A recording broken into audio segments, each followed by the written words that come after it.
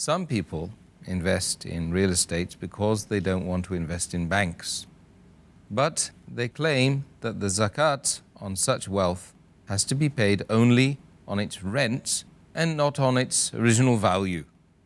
What is your observation on this issue? As far as the view of the majority of the scholars is concerned, what they say, that if the land has been purchased for selling, so that to make a profit, then all the scholars unanimously agree that zakat should be paid on it. As we discussed in the last answer, that the moment 1 year is completed, the land that you purchase, zakat has to be paid on it. But if you have land and if you give it on rent, means if you buy a house and give it on rent, majority of the scholars say that zakat is not applicable on the value of the house.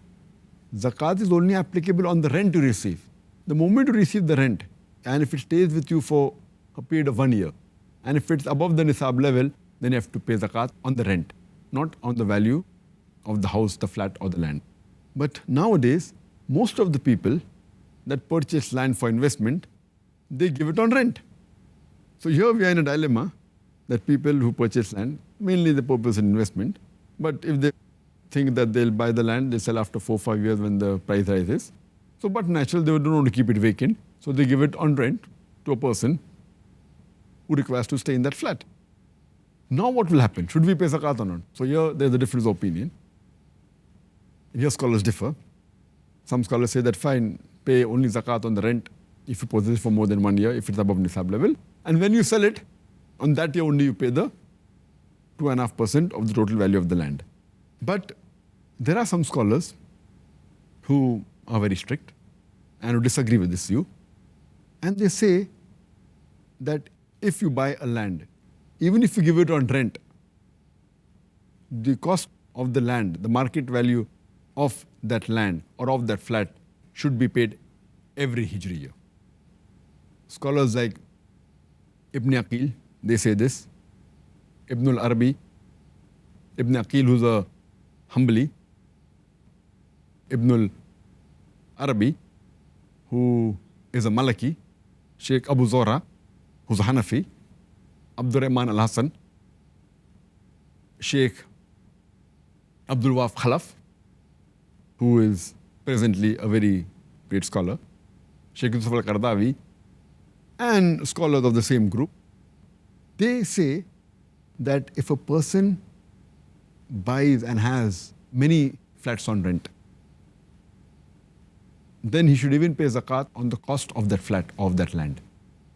But for example, if a person is a poor person and doesn't have any income, doesn't have any business, and he has only one house which he's living and a second house which he gives on rent, so unanimously people agree that the rent he acquires, if it's saving is more than the nisab level. But there are many rich people who are landlords and who possess many houses, many flats which they give on rent. They own large properties. And if we agree with the view of the majority of the scholars that zakat should be only paid on the rent, suppose a person has 100 flats costing hundreds of thousands of dollars, and the rent that he gets, he utilizes what is required for his personal expenses, and before 1 year is over, after he gets the rent, he buys another few flats. So, and if he doesn't have any gold jewelry, that means he will not pay zakat at all.